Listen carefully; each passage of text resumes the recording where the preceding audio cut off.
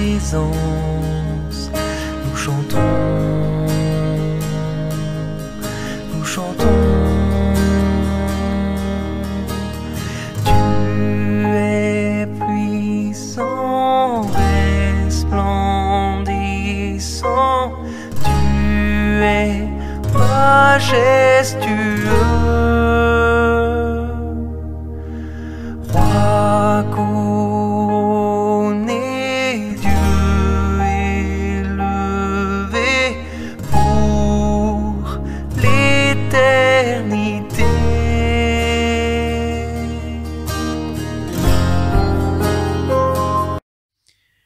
Évangile de Jésus-Christ selon saint Luc. Alors que Jésus approchait de Jéricho, un aveugle mendiait assis au bord de la route. Entendant la foule passer devant lui, il s'informa de ce qu'il y avait. On lui apprit que c'était Jésus le Nazaréen qui passait.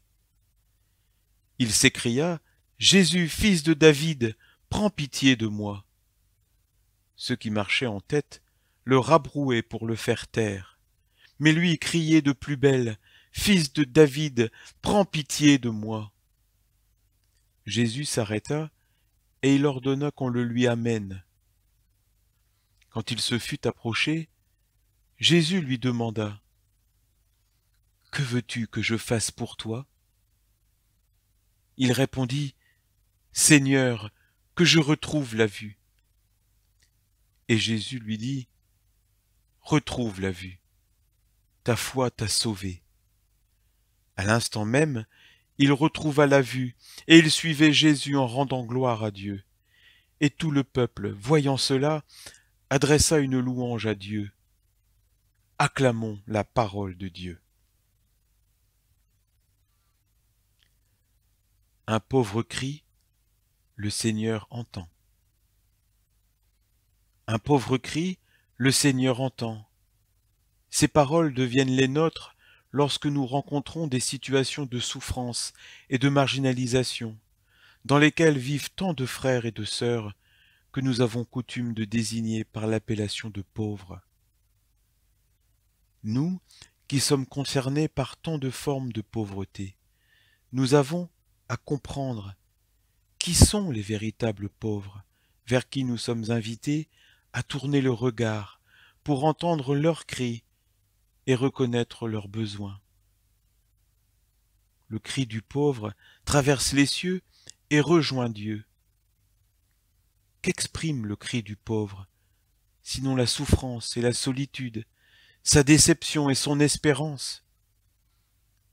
Nous pouvons nous demander comment se fait-il que ce cri qui monte jusqu'à Dieu ne parvient pas à nos oreilles et nous laisse indifférents et impassibles.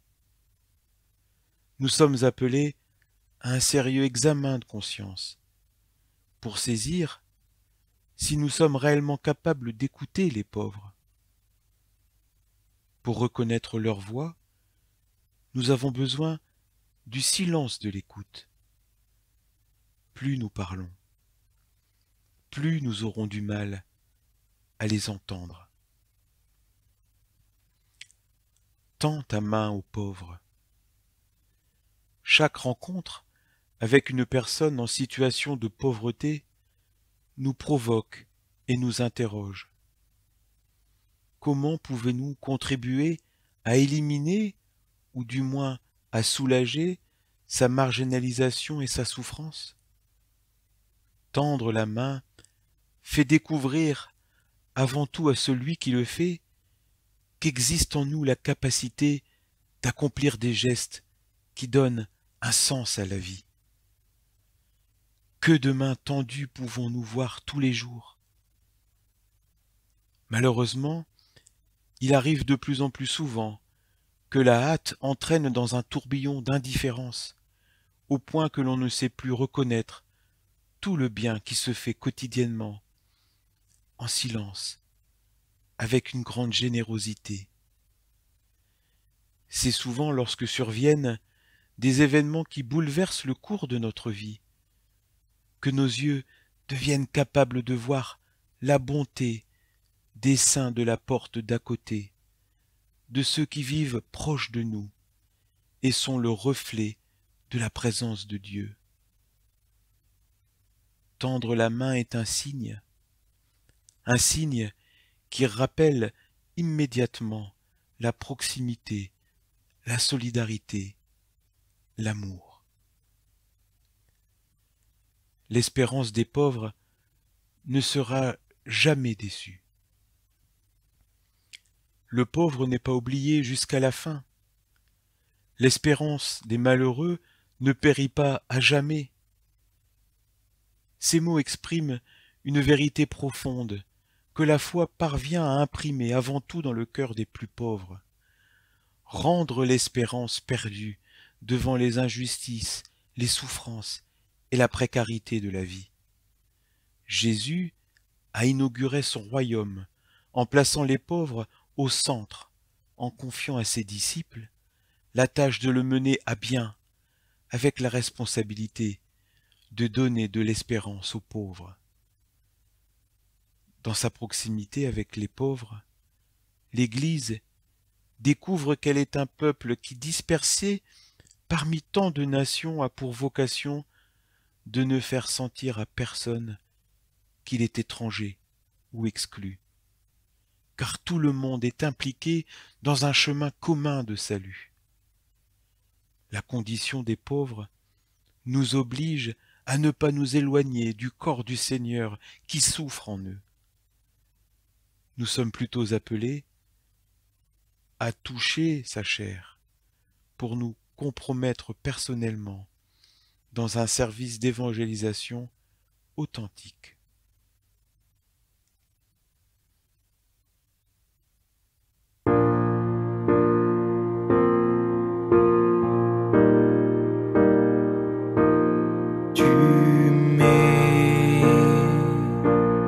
La beauté dans ma peine,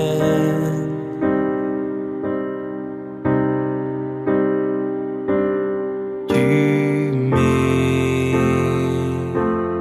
la beauté dans mes larmes,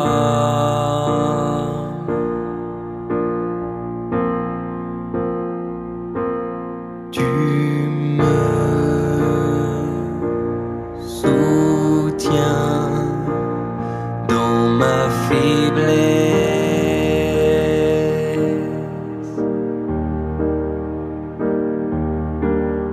et par ta force je me relève.